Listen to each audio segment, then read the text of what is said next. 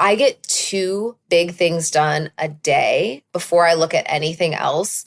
And that adds up to 5 or 10 big things a week, which is more than I've managed teams as large as 50 people.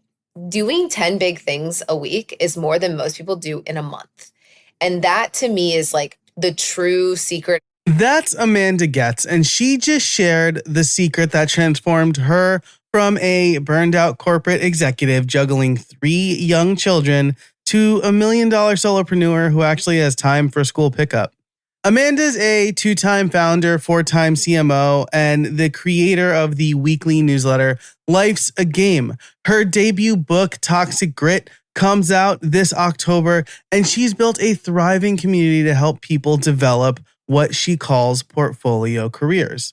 But here's what really caught my attention. Amanda has cracked the code on something that most of us struggle with daily. How do you get meaningful work done when you're constantly being pulled between business and the demands of family life?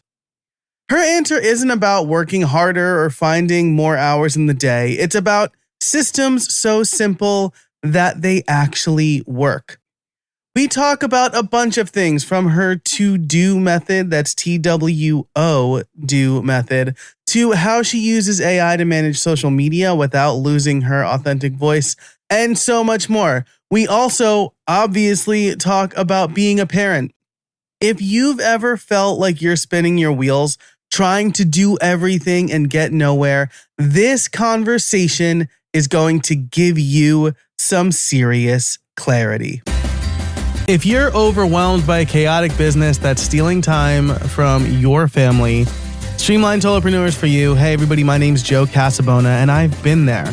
And on this show, I will show you how to turn chaos into clarity so you can stop checking your email at the playground.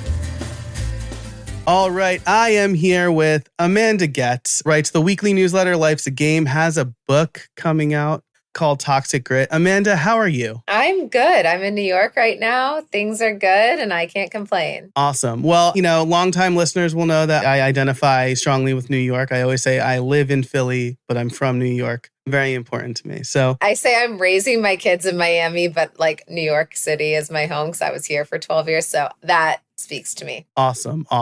So then I do have to ask, are you a baseball fan? Because I'm a huge baseball fan. So I grew up in Illinois and my dad is diehard Cubbies. So that was my childhood. And I was born in the 80s, Cubs and Bulls and Bears. That's just my trifecta. Yeah, absolutely. I mean, the Cubs are good this year. Pete Crow Armstrong and Boyd, I think, right? Really, both really good. So very nice.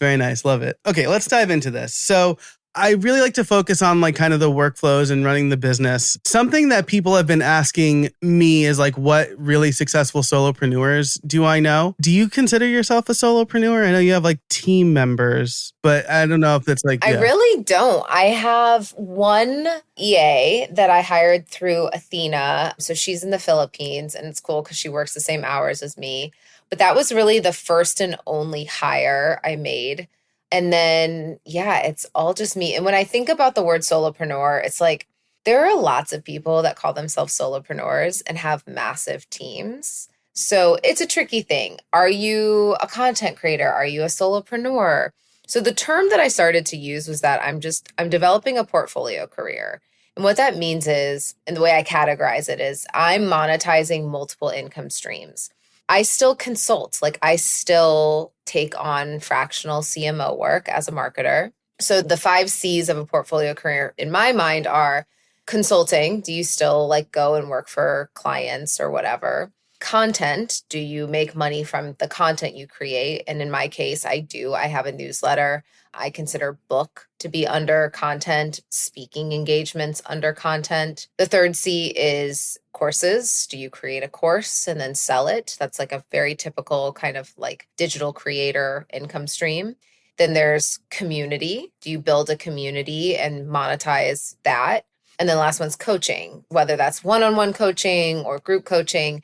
And over the past 2 years since I left kind of my traditional life of a 9 to 5, I view it like that. But I think the thing that people get caught up on when they think solopreneur is they forget that like consulting can be a big part of that. And for me, when I'm playing with like the levers of courses or community and content, consulting's been actually kind of my table stakes of like paying the bills while I build these other things.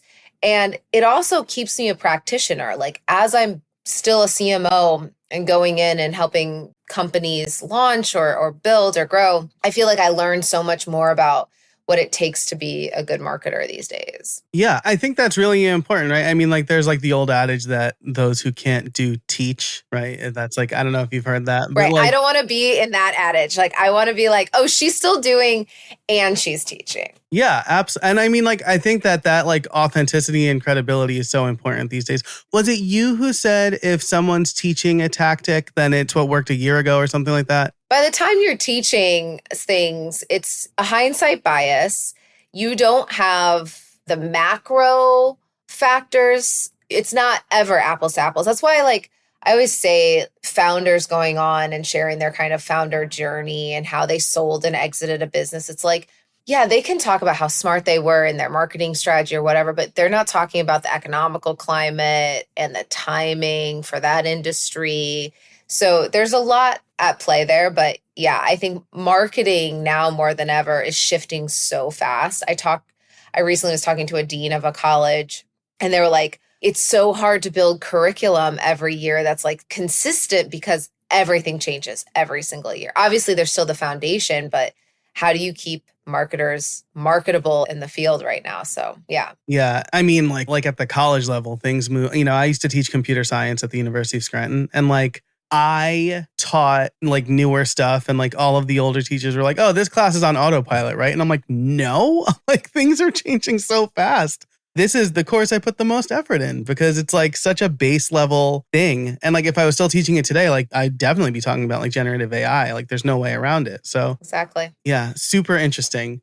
Okay, cool. So I want to get into like some of the tools and workflows that like keep your business afloat, but also help you be a present parent. I think that's a really important aspect of it for the show. So what is one tool you couldn't run your business without? One tool I couldn't run my business without is probably, so you're going to hear a very common theme here. My systems are so simple.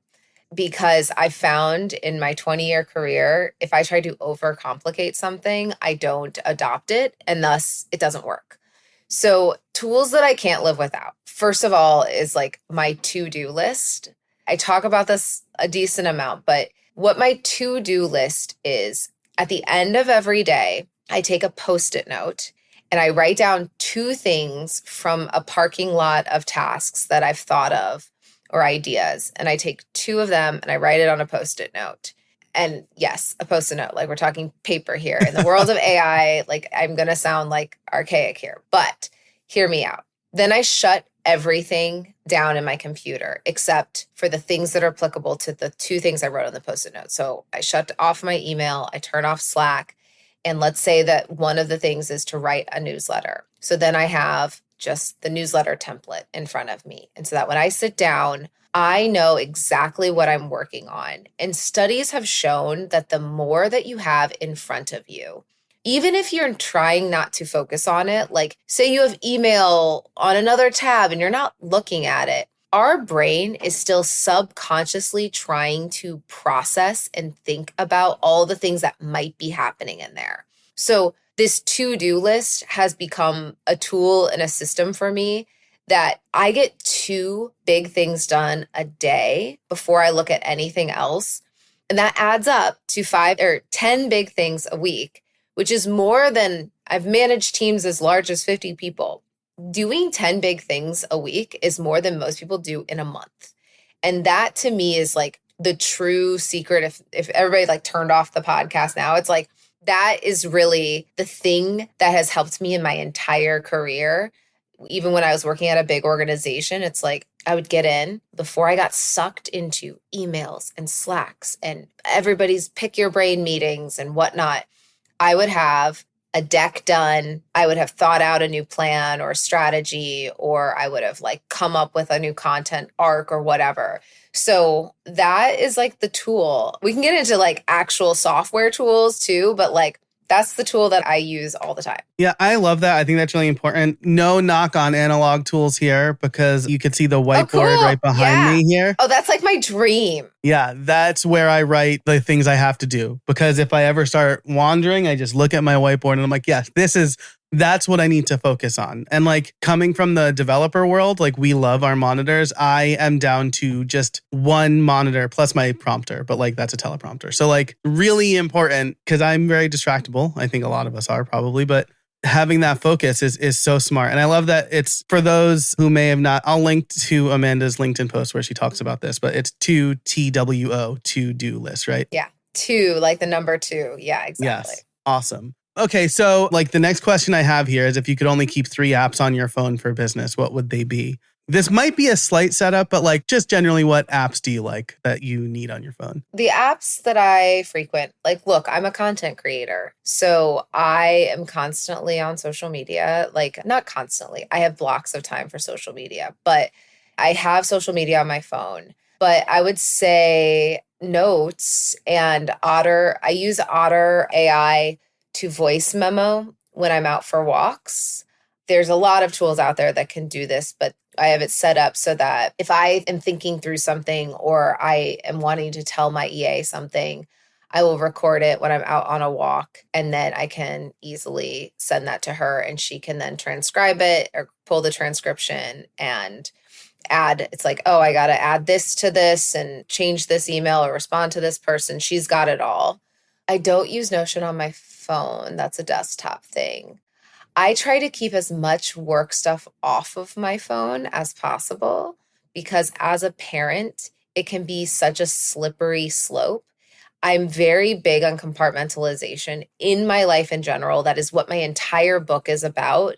It's about creating the space for you to fully focus on the thing in front of you, stop it when it's time to stop, and then move to the next thing and give 100%. So I will say, like, I have all the normal ones like email, etc., but I really try to view this as like not something I use for work. Yeah, I agree with you 100%. Like I remember I have no social media apps on my phone anymore because I just remember like one day it was my wife's a nurse. So she was at work. It was a Saturday. She was at work and my kids were doing something. And I just like peeked in on LinkedIn of all places. Like it wasn't even like one of the more, juicy.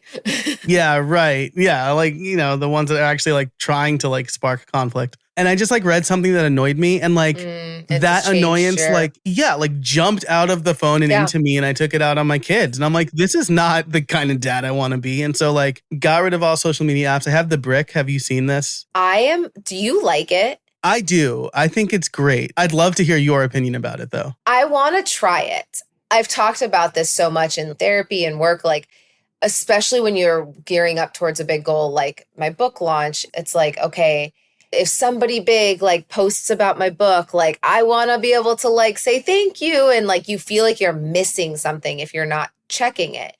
But the reality is those 2 traps that we fall into, significance trap and urgency trap, it's actually not that urgent. Like I can go and grab my phone at some point. But I have a lot of blocks on my phone, like social media. Ones that are not tools for my business are now limited to like 20 minutes a day. Like I'm not allowed to just scroll TikTok till the end of time. I'm going to look into the block, I think, for next year after my book tour and just like really start to separate. Yeah, I think it's really, I've used apps like Screen Time Plus, but like the problem with any of those is like you can bypass it. Whereas the Brick, you can't. Like, so if I scan the Brick and leave the house, unless I want to use one of my 5 like emergency unbricks, which I don't know if it's like 5 forever or like 5 a month, and I don't want to blow one just to figure it out. So like, so it's like once I do that, I'm done, right? And so like I even brought it with us when we went to Disney World, and I like bricked my phone before we went to the parks. Our family was like one of the only families that was like barely on, like my kids weren't on screens at all, but like my wife and I only when we had to coordinate. So like it really helps with my impulse control because now since I don't have social media apps, my impulse when I pick up my phone is like check my email, which is also not my favorite thing, but I can't delete my email app because it's like two-factor authentication or whatever. Right, right. And It's very also, hard to, yeah. like when you're a solopreneur, a lot like your sales, your marketing, your ops, your finance, there's a dose of reality and realism that comes with it. Like I would love to be able to never look at social media, but I've created the systems that I need to have in place. So for example, I batch create my LinkedIn content. Okay. So I do 2-week sprints. So that's done. I have a formula system. It's done. I put it all in Taplio. It's all queued up and I don't have to do it. Then I have my assistant there when it goes live to respond to all the comments and do the proactive, because that's during my morning time where I need to be writing and creating. In the second I open social media in the morning, something happens to my brain where I can't have original thought anymore. Now I'm just consuming everyone else's thoughts. And when you are a creative, like I have to come up with plans for businesses, but also like I write content, I write books, and so much of what's out there feels just like different flavors of, what else is out there. And so I'm like, I need to guard that original time. And then I have right now a social media team helping me with my book launch so that I don't have to go to Instagram, because Instagram is a slippery slope because that's where all my friends are and all that. And I needed to be able to say, like, social media is a tool for my business. Just like anything, I have systems for all things that I'm working on. So social media has to be a systemized approach.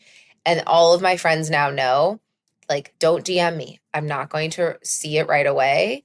And they'll text me. This is really great. I think this is like, so I'm going to kind of jump ahead in our document here because I think like the systems deep dive is important. I'm like an automations tech nerd I guy. bet. Yeah. But like you mentioned your VA manages your social media and your VA is in the Philippines. So like this has been like a mental block for me. Like my VA also in the Philippines, she does a lot of stuff for me. Like I keep giving her raises just to be like, don't leave me or my business will crumble. I haven't been able to let go of like the commenting or managing on social media. How were you able to let go of that or like build that trust with your VA? So I've written over 100 newsletters. I've obviously written a 100,000 word book.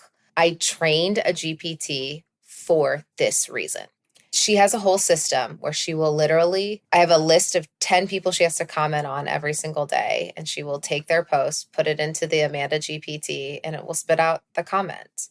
And some people may say, like, you're removing the social from social media, but I'm focused on the real life interactions. Like anybody who is like, hey, would love to connect with you. Like, okay, great. Now I can free up more time to have meaningful conversations. But in the beginning, what I will say is I have built up a community so that I can do that. And I've built up enough content so that my voice is very distinct and trainable. When I was just starting out, I don't think you can net new go onto social media and try to use AI to grow, because the way that I've grown, whether it was on Twitter to over 100,000 followers, or even now on LinkedIn, it's the offline connections, right? I remember like early days when I first started tweeting, that was when like Sahil Bloom was just starting out and Greg Eisenberg was just kind of starting out and Matt Kobach and a couple of other guys that like I just became friends with because of the platform. And then we started just growing together. And that piece, like if you think that you can start a social media channel and set it and forget it, you're never going to grow, because it is first and foremost a community of people. And you have to understand the community and know who's there and who you want to connect with. So I just don't want anybody to hear my system and be like, great, I'm going to steal that. It's like, I put in 5 years of showing up every day, real-time interactions so that I can get to this point. And I think that this is the graduation step of scale. that is important, but you do things that don't scale in the beginning because you need to figure it out. Yeah. Yeah, absolutely. So like I'll say I learned in the pre-show, in the pre-record that we're almost exactly the same age because Yeah. I'm also going to be 40 this year. And so we learned math the same way. I'm confident in saying that. Yeah. It's like how they taught us the long way to do something before teaching us the shortcut, right? Because if they just taught us, if we just learned the shortcut, we wouldn't understand the actual math problem, right? You have to do social media or whatever the long way before you build the shortcut. 100%. It's like anything. Look at the study that came out of MIT where the college students that were using ChatGPT to write their papers, they had 3 cohorts. The first cohort used ChatGPT to write the whole paper. The second cohort was able to use Google and then write their paper. And the third cohort had to like net new only books, like write the paper. After that, they asked the 3 cohorts to kind of like explain what was in the paper. And the first 2 group like literally was diminishing because if they use ChatGPT, they don't recall any of the information. So why do we write papers? Why do we read books? It's so that we can ingest the information, create empathy and nuance and context for the things that are happening. You read a book so that you can understand and be in someone's shoes who went through something on the other side of the world that you'd never have a conversation about. You read that book so that you can internalize that information and formulate like a new informed opinion about things. We are trying to shortcut nuance and context and humanity. And that's why as a writer, I won't let ChatGPT touch any of my original writing. It doesn't touch my newsletter. It doesn't touch my LinkedIn posts. It doesn't touch, obviously, book because publishers have tools for that. They won't let you. Right. But it's so important. And I think we're missing that in this over optimization and over systemization of our life. Yeah, I think that this is, first of all, really refreshing to hear because I hear I just set up like a shortcut thing. I use Whisper memos for my voice memos. And I set one up that's like, can I reasonably dictate an article, right? If I'm like out and about. And so I have a very clear prompt that's like, don't change, don't add, just basically like proofread what I've said. Yeah. I'm like trying it on for size to see if I like it, but there really is nothing to me like sitting in front of like a blank cursor or like a loose outline and saying like, okay, I'm going to actually like pen these words, right? Like, I think that's super important. Yeah, I do too. I think if you want to actually know something, teach it, write about it, and like force yourself to understand the information. But if you're constantly just using ChatGPT like these college students do, it's like what is the point? We're missing the point. Right. Like, how are you going to differentiate yourself? It's like how my oldest is 8 and she will ask me for help. And I'll be like, did you try to do it yourself first? And she's like, no. And I'm like, do it. And then she does it. And she's like, oh, wow. And I'm like, yeah, do things yourself. I will help you if you need help. I will teach you if you need to be taught. But like, you need to try. Okay, so we're the same age. Do you remember the I don't know if it was PBS, but it was like the rainbow. It was like the more you know. Yeah, the more you know. Yeah, yeah. Right. So that's what doing is actually about, right? Like so that you can gain knowledge. And I think we're right now in this like the more you do phase of hustle culture. It's like churn out as many articles as possible, as many posts as possible. And like, it's so sloppy. It's so gross. Like, I know we're still like in this kind of iceberg of being able to identify ChatGPT. Like, I believe you and I, who spend a lot more time with ChatGPT than maybe middle America or people like who aren't fully adopting AI, like we're still in the early adopter slope. But over time, people are going to be able to see what's written by Chat. You can tell. You can see the rhythm. You can see how it's written.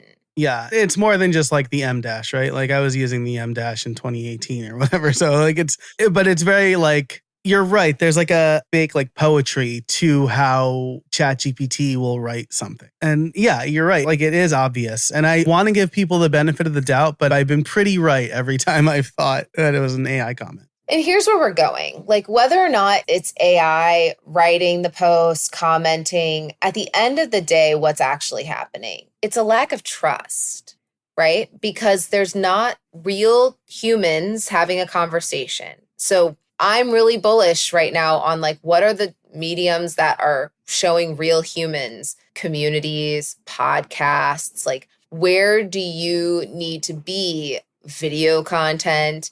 It's like Twitter and LinkedIn are going to need to continue to push into video so that they can battle the misinformation. And obviously with generative AI and like the ability to make videos based on your avatar, like I get that, but still, like, how do we continue to show the realness behind the content? Yeah, absolutely. And I think that's a perfect segue into the next kind of thing I wanted to talk about with you, which is you have these really good frameworks for social media, right? Like, I mean, you've talked about time boxing, so you have like no social media Mondays. I don't know if that's still a thing that came up in my research, right? Yeah. So like there's that, and then you have the 4E framework, and I know at Craft and Commerce you talked about the lighthouse is the one I remember the most, but like the type of light, like I forget the exact way you worded it. Yeah. Well, I just say that there's 3 types of content creators out there. The first is the lighthouse. This is the person that feels miles away doing something that you're like, that's out of reach, but it's still inspiring me to head in that direction. Those are the people for me, like that are getting up at 4:30 a.m. or 5 a.m. taking ice baths. It's like, that's okay, cool. Like I may think of them when my alarm goes off at 5 and I'm like, okay, I'm not going to an ice bath, but I will get myself to coffee. Like I can do that. So there's the lighthouse.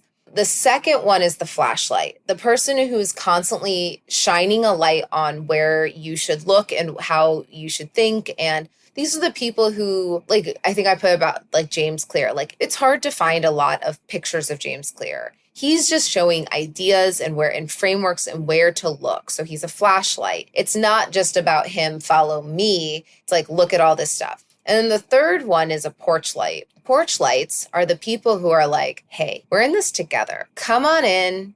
I don't have all the answers, but I'm going to hear what's working for you. You're going to hear what's working for me. I'm going to share what I'm struggling with. And it feels like you're inviting somebody in. And I like to say that, like, when I think about content creation, the people who are going to really continue to succeed and grow are the porch lights, the people who feel like you're just sitting next to them and you're a part of this with them. I love that. That really resonated with me when you talked about it. I think it's true because, like, I don't want to talk badly about anybody. At least I'm from New York, so I do that a lot anyway. But like, I'm from the Midwest, so we don't do that at all. But like you know, the 4-Hour Work Week with Tim Ferriss. Like, as soon as I read that book, and I'm like, this is not real. Like, I don't believe that this is true. And then, you know, you see like really big influencers now saying like skip recitals and miss friends' weddings. And I'm just like, why are you telling people to do that? Like, nobody wants their gravestone to say died sad and alone, but had a lot of money. One of the only pictures I took from Craft and Commerce was your build a porch slide. Cause that like really resonated. I think you see it now probably. Yeah. Cause that like really resonated with me because it feels like I don't have like an online persona. Like I am me. Right. And like whatever you like, you get what you get. Right. And this like really showed me that I don't have to like bow down to some algorithm to show up authentically online or whatever. No, and if you play to the algorithm, that is a losing game. Yeah. The more and more you just learn to story tell and talk about, like, pretend that you're just talking to people. That's the best way to do it. Yeah, absolutely. So I appreciate like that. Your talk really like helps solidify. Because like I'll tell you, before this, I attended Jay Klaus's like Lab IRL event, and and it was great. And like anybody who was there will be like, the 2 things I remember about Joe is he is a New York Italian and he hates social media viscerally.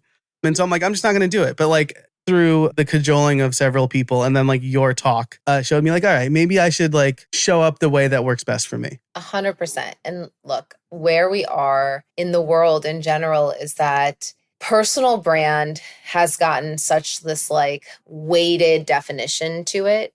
And really, like, what does it actually mean? It means increased serendipity, because people need to know you exist and all that you do and you stand for, so that they can put you in front of more people to further your mission. And so for me, when I get the ick about myself, because that happens quite often, where I'm like, this just, cringe, ick, like, we all have it. I remember that social media is a tool to help me further my mission of empowering women to create more space and take up more space, and to help working parents figure out this like fine line of wanting more and enjoying what you have. When I think about my mission, and it always comes back to your mission and who you're helping, social media is a tool to increase the likelihood that you can actually achieve that mission.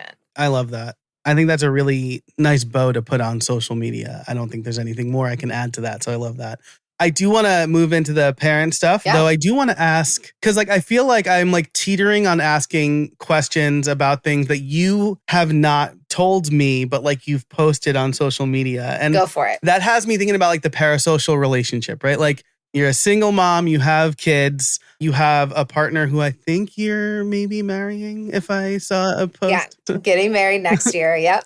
Congratulations. Thank you. And so I'm self-employed. My wife's a nurse and she works 3 12-hour shifts. And so we're not doing summer camp this year. We have a really flexible schedule. I'm always curious to see, and I guess I'll start with this, right? During the pandemic, my wife worked a lot. And my mother-in-law had cancer. And so I didn't see a lot of people. Yeah, it was tough. And so the thought I kept having was, I don't know how single parents do this all the time. So what's that look like for you? You have these systems in place that we talked about. When the rubber meets the road, right? I think you told an ER story about your son recently.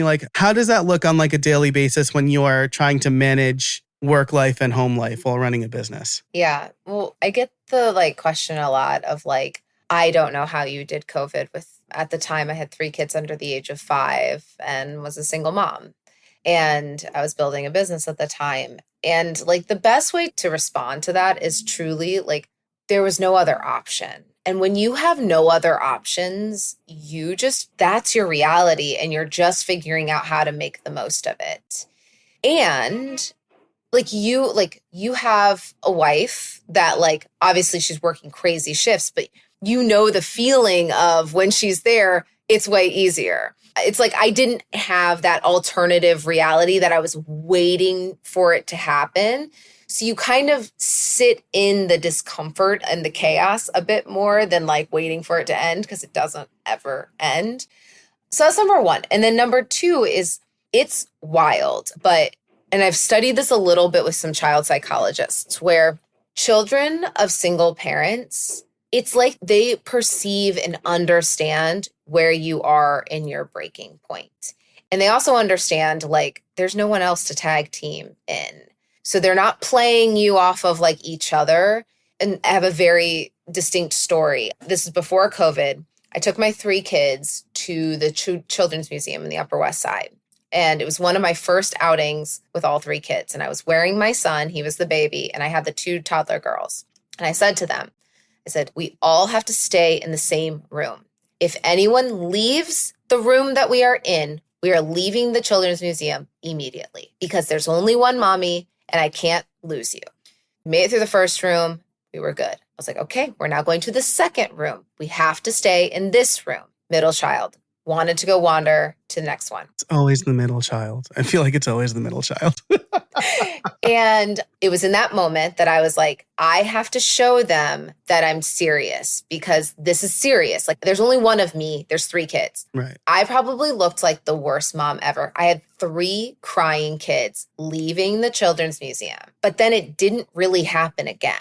They knew I was serious. And the same goes for it's the follow through for me that has been proven over and over again as a parent. If I tell my kids I have 30 minutes of work left, and then that 30 minutes becomes an hour and then an hour and a half, they will never believe that I'm going to be done. So guess what? They're going to interrupt me 1,000 times. But if I set a timer on Alexa and I put a Bluey episode on and I say, when this timer goes off and this Daniel Tiger episode is over, I will close my laptop and I will be out, whether or not I'm done with my thing. And it just creates these mini trust moments so that they actually let me focus and finish on the thing. So if I could just share what I've learned, it's follow through. And yeah, it's really follow through in all of those instances. If you say, you get my attention for the next hour, I'll sit down with my son. And since I have 3 kids, I constantly use Amazon Alexa to be this is our time. For the next hour, we're going to play whatever you want. Mommy's with you right now. And we'll set the timer. Now, if I start looking at my phone or I get up and I start doing dishes, they're never going to trust and believe that that's really their time. So they're going to throw tantrums and that's going to come out in other ways. So I use the timer a lot where it's like, okay, you want me, you have me, let's do this. Like, what do you want to do? Let's set the timer and play. And obviously there's times where we're just playing, but I've found that it helps me to show my kids that I'm following through for them. Yeah. Wow. I feel personally called out on that one in a really good way. No. It's really, I was telling my wife about this the other day, like the follow through for like I focused on the follow through for consequences. I've never turned that around on me because I'm always like, daddy just needs 5 more minutes. But then it's like 5 more minutes becomes 5 more minutes becomes 5 more minutes. Yeah, right. And I've just found like the best thing for me to do is not try to work, like, especially when my wife is working, like not try to work in the morning because that's where I usually get into trouble. And so like, I think that's the thing I'm going to I'll write it on my whiteboard. I'm going to really internalize that one because I think it's super important. Well, as a working parent, here's the thing that like I talk about in my book a lot. It's this idea that we have all of these roles to play, and society and all the narratives have been teaching us about balance. And at the end of the day, balance means equality, right? Like equal weight. When you have multiple roles competing, there's no equality in those scenarios. What you need to adopt is hierarchy. So what you just told me and what I heard from you is that in the mornings, I am putting kids above work because I know that that's the role that demands the most of me, and I'm going to protect that. Maybe an email might creep in and I've got to respond to it, but like there is a hierarchy. I am not trying to be equal parts good parent and good worker. That's impossible. That is a losing battle. So the more working parents can adopt the hierarchy, and there's so much guilt that comes from it, right? Like, oh, I'm being with my kids right now. Oh, but what if so-and-so wants something from me or I'm not there on that Slack? Like, what does that say about me? And then vice versa. I'm putting work above my kids. What does that say about me? But at all times, there is a hierarchy. And if you don't acknowledge the hierarchy and intentionally choose the hierarchy, you're going to feel pulled in so many directions all the time. Like you're saying, right? That can change, right? Like in the mornings, from 7 to 9 or whatever it could be for me. Like the hierarchy is kids. From 9 to 12, it's work, right? Exactly. And as long as, that's so good. So I know that we are coming up on time. I want to ask you, we'll skip the lightning round. We'll do these 2 questions. Okay. How do you handle family emergencies during business, right? Like I'm thinking like snow days put me in such a bad mood. Like if my wife is working, right? Because I know I'm unexpectedly losing a day of work, right? And I'm like, this is not, I need to balance this better. Yeah, it's holding plans with an open hand, right? Like as you head into the week. Emergencies are a shift in priorities, right? So I said this a little bit earlier in our conversation, the 2 traps that we fall into, significance trap and urgency trap. Is this thing really significant for me to do right now? And is this thing really urgent for me to do right now? Getting a call from the school because your kid threw up is urgent. You have to move stuff around. Remembering that the kids haven't been to the dentist in a while, not urgent, fairly significant, can be moved into a quadrant of time where you're delegating those tasks that you're going to, I call them mosquito tasks. They buzz around your brain and then you're like, I have a 1-hour block for mosquito tasks. If it's buzzing around my brain, I put it on a list.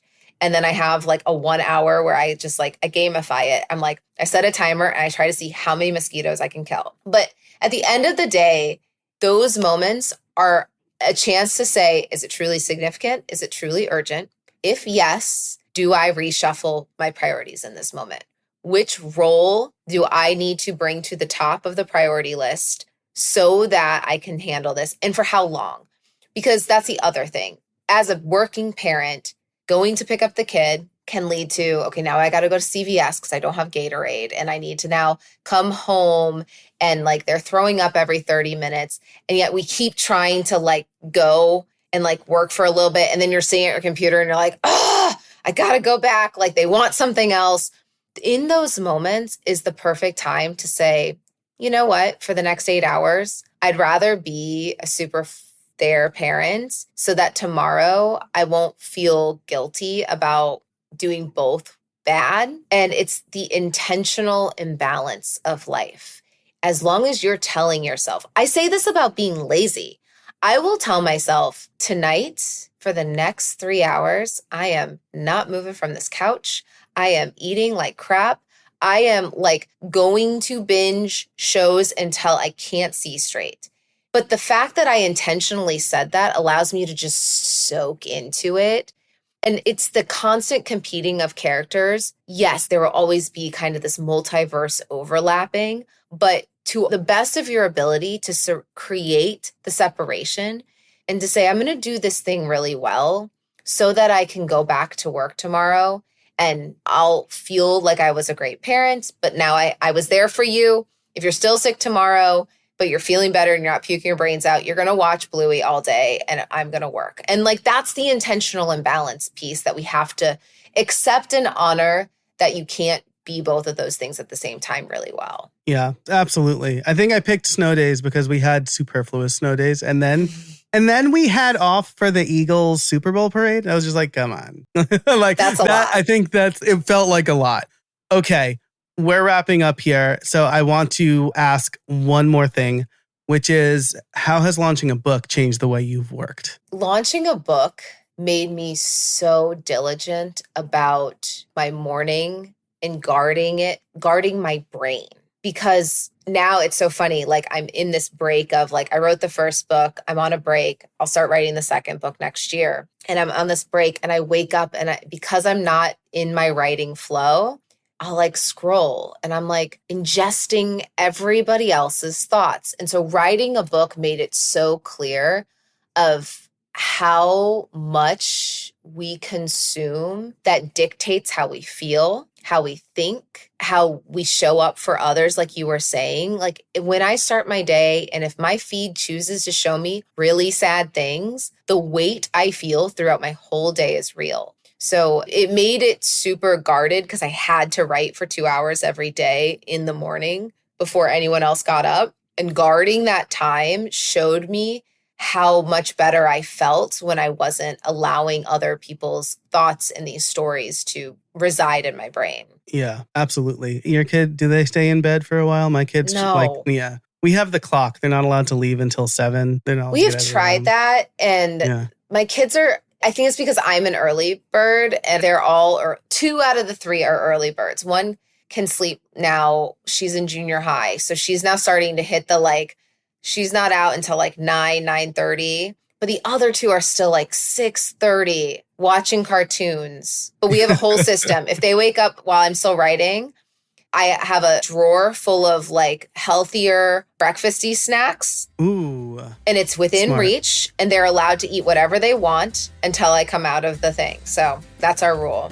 I like that. I'm going to clock that. My youngest is 3, so I don't know if that'll work for her Yeah, you're right not now, there yet. Yeah. Awesome. Amanda Goetz, this has been such a fantastic conversation. Toxic Grit is out soon. If people want to learn more about you or pick up the book, where should they go? They can go to toxicgrit.com. If you pre-order the book before it comes out, you get access to a bonus chapter, a workbook, and a webinar that I'm doing during launch week. So you can learn more about the book. So toxicgrit.com to pre-order. And you can just find me on all the platforms. Instagram is where I'm showing a little bit more behind the scenes. Awesome. Well, thank you so much for coming on the show today. I really appreciate it. This is awesome. Thank you, Joe. Yeah. I will have everything for y'all in the show notes. Thank you so much for listening. And until next time, I hope you find some space in your week.